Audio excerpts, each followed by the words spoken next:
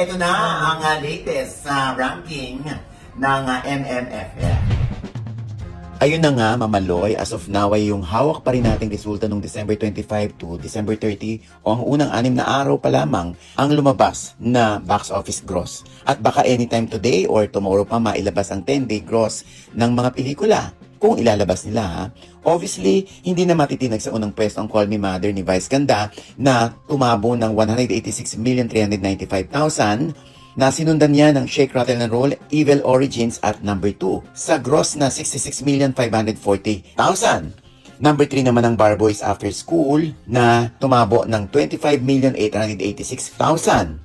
At number 4 naman ang Di Kalayuan ang gross, ang Anne Mary ni Angelica Panganiban at Sanjo Marudo na may 25,640,000. Panglima naman ang Love You So Bad ng Wilka at ng Dasbia na may 18,980,000. Ang 6 ang I'm Perfect na pinagbibida ng mga may Down syndrome na sina Cristel at Jiro na may 12,511,000.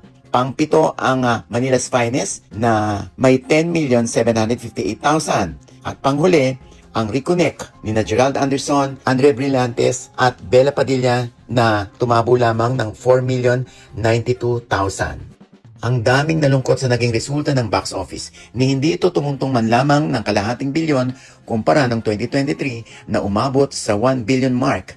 Noong 2024 naman, tumuntong lamang ito ng 800 million.